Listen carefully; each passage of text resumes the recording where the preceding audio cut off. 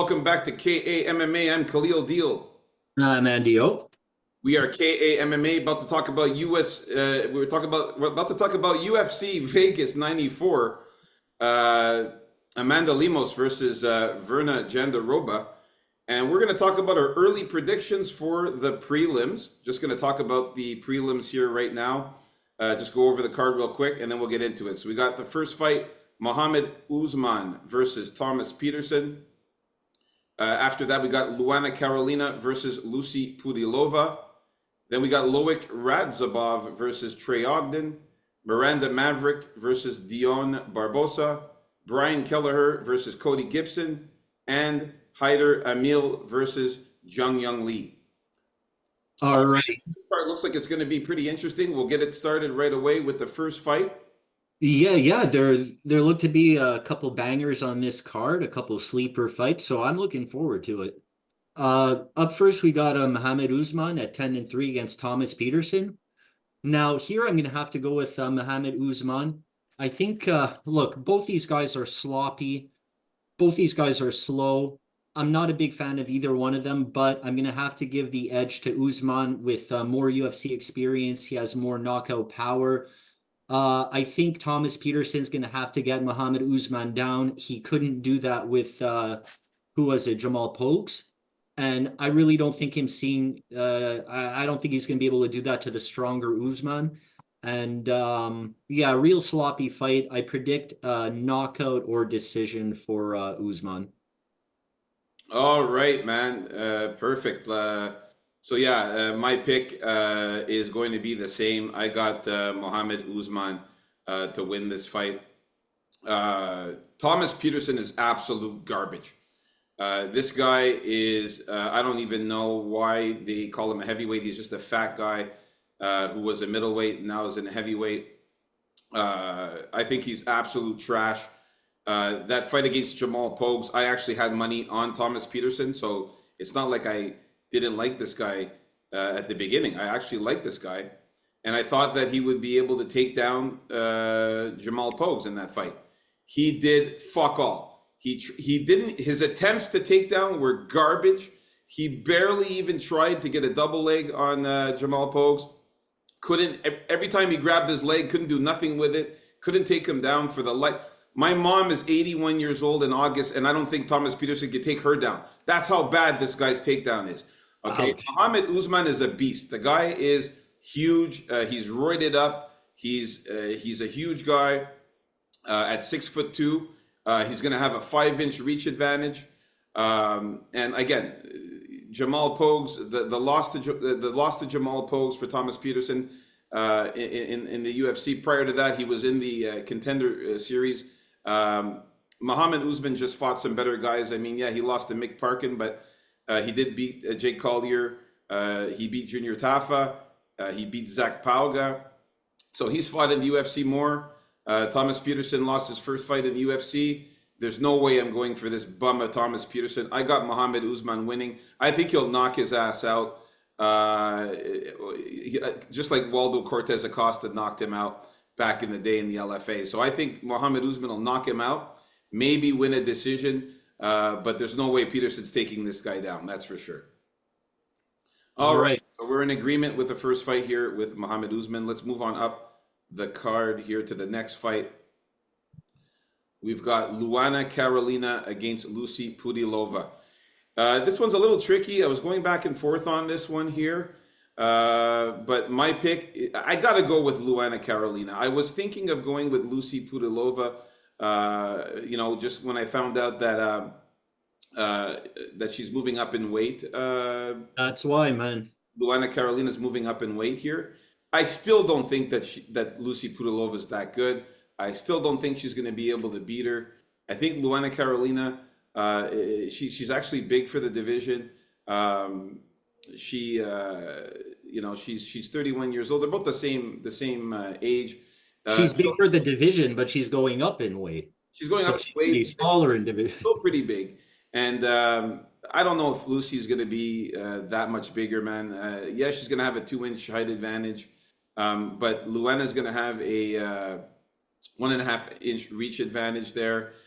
She's from Brazil. Luana's good, man. Like she has good takedown defense. I don't think Lucy's going to be able to take her down that easily. Looking back at the record of Carolina, man, she beat Julia Stoliarenko, who's also a very good grappler and submission artist. And Julia Stoliarenko couldn't take her down, had a hard time. Uh, she beat Ivana Petrovic, lost to Joanne Wood, lost to Molly McCann. But against Lupita Godinez, who's a real good grappler, Lupita Godinez had a hard time and couldn't take down Luana Carolina. So I don't see Lucy Pudilova having an easy time taking her down. Lucy Pudilova lost to Eileen Perez in her last fight by unanimous decision. She lost to Jocelyn Edwards, who I find is very similar to Luana Carolina. I always confuse those two. Seriously, they look very similar. She did knock out Yanan Wu, but Yanan Wu is really not good. And then prior to that, it was the lower level events there. So I got to stick with Luana Carolina to get the win in this one by decision. Look, I've been a Luana Carolina backer, or who was the other one? We confuse her with. Jocelyn Edwards. Yeah, so maybe it was Jocelyn Edwards, but either way, I think the her moving up in weight class here is going to make all the difference in this fight. I like Carolina. She's good in the clinch. She has good kicks, which I like, but I really think the size advantage and the power advantage and the fact that Pudilova can take you down will be enough to get her the victory. With Pudilova, don't forget she also has energy into the later rounds. Like she can go all three. She has good endurance, and Carolina still a little lacking in that department, I find, because she slows down a bit. But either way, a very close fight. If it wasn't for the going up in weight for Carolina, my pick would probably be Carolina. But in that case, I'm going to have to go with Pudilova. You know what? Look, I don't blame you, man. I thought about the same thing, but I don't think it's going to make that big of a difference. The fact that she beat Lupita Godinez, man, who's a much better fighter. I agree for the most part on that, but don't forget that Lupita Gomez fight was a real like shitty performance by Lupita Godinez, which she does from time to time. That was one of them. I That know it was was a while ago, terrible. but still, I mean, even against Julia Stoliarenko, like I said, a very good grappler, she couldn't take her down. So we'll see if Yeah. Lucy can take her down, but I don't think so. If she does take her down, then yeah, she has a good chance to win. All right, so we're in disagreement in the second fight of the prelims. Let's move on up the card. Next, we got Loic Radzhabov versus Trey Ogden. Um in this one, man, actually, it's your turn. Sorry. Yeah. So here, I'm gonna go with Trey Ogden on this one. I think this is the case where Trey Ogden may have stumbled upon the magic juice he needs to like push forward with his career. Because man, he looked in astounding shape the last time in his fight where he beat Holaba, who happens to fight on this fight as well. Uh, Look, Holaba can't escape uh position. If you got someone as heavy as Trey Ogden on top, he'll just stay on his back looking for submissions.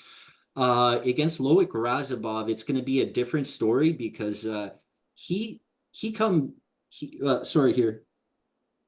Yeah, he's durable. He pushes. He's one of those guys. Actually, I was trying to read my own terrible handwriting here. He uh, he gasses out kind of like Dricus Duplessis gasses out, but he really doesn't gas out in the sense where it's going to stop him from pushing, right? Um, I'm going to have to hand this one to Trey Ogden. This is a very close fight to me. Uh, Radzhabov, yeah, well, look, very close fight for me, but I think Trey Ogden's going to keep it going here. All right, man. I am in agreement with you on this one. I also have Ogden, the Samurai Ghost, to get the win in this one. Yeah, Trey Ogden's really good, man. Loic Razabov is a juiced up, very huge, roided up guy. He's very built in crazy shape. But he tends to gas out, though, also in the later rounds. In the late second and third rounds, he tends to gas out. Um, Kind of like a poor man's Duplessis. yeah, Yeah. I mean, very good fight from Trey Ogden against Kurt Hollabaugh in his last fight. That was a very good one. Unanimous decision win there. Prior to that, he was kicking the shit out of Nicolas Moda, and they stopped it prematurely. Ended up being a no contest, but he was winning that fight. Then he lost to Ignacio Bahamondes. Not a bad loss there. He did beat Daniel Zellhuber, and I'm high on that guy. He's very good. And then he lost to Jordan Levitt by split decision. Could have beat that one. And then if you look at Loic, he has beaten Abdul Karim Al Salwadi by knockout in his last fight. But then he lost to Mateus Rebecki the fight before that. He did beat Esteban Ribovics. And then after that, he was in the Eagle FC and then in the PFL. So I think Trey Ogden is a better fighter overall. He's going to have some good grappling. He's very good at subs. If we look at the 17 wins for Trey Ogden, he's got. Yeah, don't look for a knockout for him. Oh yeah, no, absolutely not. He's got no knockouts actually, but he has 11 submissions and 6 decision wins. So the submission is live there, I find. If I look at Loic here, who's 18-5, just looking at Loic, he has lost 4 decisions and was knocked out once. He's never been sub, but I think there's a first time for everything there, or he'll just lose by decision here. So, yeah, I'm going with Trey Ogden, the better grappler, and I think he's going to be, decent in this fight, and I think he'll be able to get the win by decision here. It's going to be close, but I think he'll get a decision win, Trey Ogden, or maybe a sub there. He's just so hot and cold, Trey Ogden, I find. That's why the thing with the magic juice, is what I'm looking for here. This is what's going to happen. If he can avoid Rabikov's power here, I think he's going to get the win here. As you said, there's a first time for everything, and I fear this may also be the first time Trey Ogden gets knocked out. But I'm on the Ogden side in this fight. I think he's going to keep it smart. I think while Razabov's going to be harder to take down than Hollabal, I think he'll manage a couple. And the submission threat is always there. So, yeah, let's go for a submission or decision. All right, and again, when we talk about the betting on Friday, I got to say that Loic Razabov is a good dog, though. That's definitely going to be one of my guys I'm looking at as a dog play as well. All right, moving on up the card next. We got here Miranda Maverick versus Dion Barbosa. So for this one here, I'm going with Miranda Maverick. Dion Barbosa is good. But Miranda Maverick I think she's going to be the better fighter in this one. Dion Barbosa is coming in on short notice here. Miranda Maverick, as you know, was supposed to fight Cortez. Yeah, Tracy Cortez, but that didn't happen, as you know, when we saw the card last week. But she's coming off a victory, Miranda Maverick, on Andrea Lee, who I know you, Andy O, are high on Andrea Lee. No, not anymore. Come on. Not anymore, eh? I was never that high on her, but I know you kind of liked her. She beat her by unanimous decision. She beat Priscilla Catch-A-Beating by submission. Priscilla Cachoeira, we call her Catch-A-Beating. She subbed her pretty nicely in the fight before that. She lost to Jasmine Jasudavicius, but you know how good she is. She did beat Shayna Young and Sabina Mazo. On the other side, with Dion Barbosa, she beat Ernesta Caracate, who's really not that good, and she barely got the win in that one. They called it a unanimous decision, but a lot of people could say that Ernesta won that fight. Prior to that, she was in the Dana White's Contender Series and got a sub against Rain Guerrero, but before that, just got decision win. So she is a very good grappler. She's got some good Brazilian jiu-jitsu, but so does Miranda Maverick. Miranda Maverick's good at subs. Miranda Maverick is good at takedown defense. She's good at getting takedowns of her own. And just the UFC experience that Miranda has, I think she's going to be able to beat Dion coming in on short notice like that. 27 years old, so she is younger than Dion Barbosa.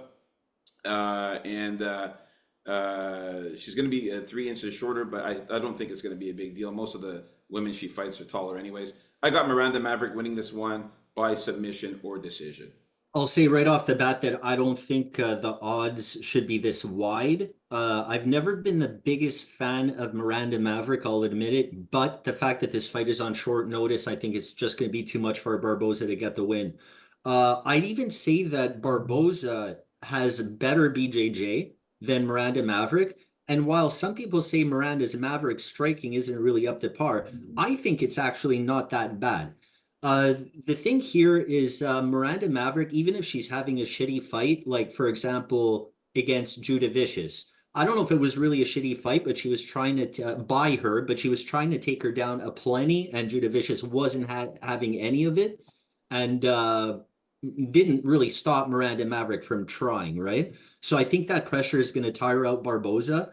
I If you're looking the Barboza direction at this value, I think that Barboza is a pretty good dog as well. Um, if she gets Maverick in a good sub position, I'd be a little worried for Maverick there because Barboza can clamp on those subs. But again, on short notice, I just don't see her getting it done. And Miranda Maverick has the experience to pull through. And she's still young, right? She should be getting better.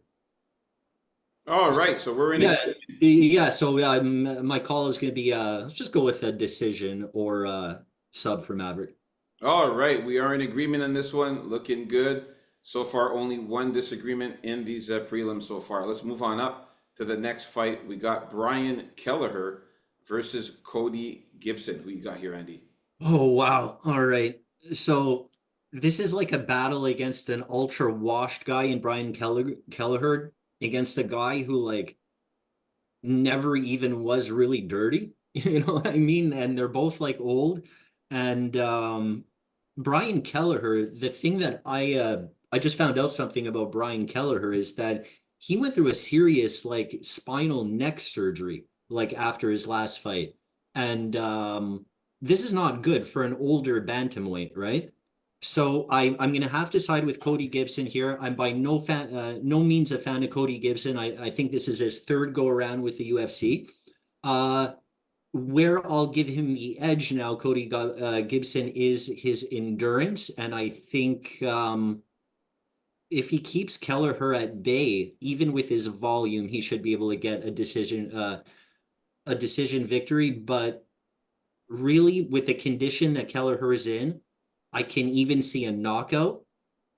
On the flip side, be wary of a Brian Kelleher submission because he can still clamp on that guillotine choke, which he still has a good one of. But really, I think the end of the road is here for Brian Kelleher. I'm going to go with decision or knockout for Gibson. Yeah, man, I definitely in agreement. I got to go with Cody Gibson here. Brian Kelleher just coming off of a three-fight losing streak, man. Like the opponents weren't bad, the ones he lost to, but That is true. really The had opponents weren't bad. but he really Bad hasn't been he never beat anyone really good if you look back, Kelleher, right? So Yeah, exactly. But the thing is, what's really bad about those three losses is not just the fact that it's against. What's not bad is the quality of opponents. What's bad is the way he lost. Every single fight was by finish. yeah. Knocked out by Cody Garbrandt. That was a very bad knockout. It was only 6 months ago. Brutal knockout. He got subbed by Mario Batista before that. He got subbed by Umar Nurmagomedov before that. So just the fact that he's been damaged, man, three fights in a row, subbed twice, knocked out. Prior to that, he beat Kevin Kroom by Oh unanimous. my goodness. I was just Not looking that great. Kevin Kroom. And Yeah. Domingo Parlarde, who is also not that great. So, he's beating the worst guys in the division. Now, yes, Cody Gibson did lose his last two fights, his first two fights ever in the UFC, but it was also against good opponents like Brad Katona and Miles Johns, and we know how good Miles Johns is, and he lost by decision to Miles Johns, who's also a really good grappler and a good wrestler. He still survived that, didn't get subbed, lasted the 3 rounds, and lost the decision. And the same thing against Brad Katona. So I think this is a fight for him to win in this one. I think, like you said, Brian Kelleher is coming to the end of his ropes here. And not to mention, Cody Gibson is going to have a 4-inch height advantage at 5'10" to the small 5'6" Brian Kelleher. Also, he's going to have a significant 7-inch reach advantage for Cody Gibson. So 71-inch reaches against 64 inches. That's a 7-inch reach advantage. I see Cody Gibson staying at a distance and using his striking and getting the win here by decision. I think it's going to be a close one, maybe, but I could see Cody Gibson coming away with this one by a decision, or maybe even a late finish, because Kelleher's chin not looking great, and he's susceptible to submissions as well. So I And got he's Cody coming, Gibson winning this one, man. and he's coming off a spinal neck surgery. Yeah, and that's very. We don't know how well healed he is coming off of that either. So yeah, I, very good I point. just wanted to bring up the first go around from what I can tell here for Cody Gibson. You mentioned he did lose to Miles Johnson, Brad Katona recently, but in his previous run through with the UFC, in order, he lost to Aljamain Sterling, beat Johnny Bedford, lost to Manny Gambruyan, and lost to Douglas Silva de Andrade. Still And then, fought some decent guys. yeah, but yeah, he's no good. But anyway, he should be good enough to beat Brian Kelleher. Hopefully, he won't get crippled in there, and that's it. Moving All on. right, we are in agreement on this one. Moving on up to the main event of the prelims, we've got Hyder Emil versus Jung Young Lee. Who do you got here? Real deal. All right, in this one here, I got to go with Jung Young Lee. I got to go with Jung Young Lee. He's very, very good. Jung Young Lee is he's a beast, man. He's been killing it lately. I like how he beat Blake Builder in that last fight by unanimous decision. Did beat Yiza by split decision before that. And then after that, it was in the Road to UFC where he beat all of his opponents in Road to UFC. He was killing it in the Road to UFC. Hyder just came off of a win against Fernie Garcia by knockout. Fernie Garcia isn't that great. And then prior to that, he was in the Dana White's Contender Series and then in the LFA. So 28 years of age for Jing Young Lee. He's also going to have a 1-inch height advantage and a 3-inch reach advantage, which I think is going to be significant. I like Ji Young Lee. This guy, the Korean Tiger, man. This guy he goes in there and he fights hard, man. He's all around good fighter. He's got good striking, good grappling. Out of his 11 wins, let's take a look here. He has 3 submissions, 4 knockouts, 4 decision wins. So he's an all-around fighter. He's got good submissions. He's got knockout power. Hyder Emil is good too. I want to definitely say that he could be a dog here, Hyder Emil, just because he's a big guy. But he just hasn't fought anybody of substance. And yeah, I just don't know how his gas tank's going to be either. I got Jing Young Lee to be the better fighter here, the more aggressive guy in this one. Yeah, I got Jalen as well. I don't think he'll be the more aggressive guy because that is the good thing about Emil. He's like, actually, you know what? Maybe they both will be. Sorry. It could be a real like explosive fight, this one. Um, yeah, look, Emil is not the youngest guy either. He's 34 years old. He barely has any experience. I think his aggression may be what gets him into trouble here with the counters by Lee, because I Yeah. think he does have slightly better counters in general to catch Emil coming in all aggressively. And let's not forget, while Fernie Garcia may not be the best in the world, he gave him a hard time, and Fernie was moving up in weight. Now this time he's fighting a guy that should be his own size, right? Yeah. And yeah, and let's not forget that Lee's also a black belt in BJJ and is good defensively with his grappling. So yeah, I'm going with definitely give me Lee here by decision or knockout. Yeah, the guy's never lost Hyder Emil, so we don't really know how he's going to lose in this one. I think it'll be a decision win for Zheng Yang Li, or maybe possibly he might be able to get a submission. I don't think he'll knock him out. Guy's a pretty tough guy, Hyder Well, Emil. once you get to more skilled guys, you'll end up getting finished. This guy has fought nobody. That's it. So there you have it, folks. Our early predictions for the prelims looking good so far. Me and NDO in agreement with almost all the fights. Only disagreed on one, which was Luana Carolina and Lucy Pulilova. But we tend to disagree a lot on the women fights, man, sometimes. But last week I was the victorious one with the women fights in that one. So Were you? yeah, No. I had Luana Santos. You had the other. Yeah, but I hit it with the that parlay with the two other girls and the over round, Yes, so that's true. Yeah, it wasn't all terrible. Yeah. you did switch your pick there with Jasmine, and you followed me on that one. That was a good one. That tattooed, homeless, good for nothing. As soon as I saw her getting taken down with that judo throw, I knew it was over. Like, oh boy. All All right. right, folks. Stay tuned for like and subscribe, and Like and stay tuned subscribe. for our next show for the main card.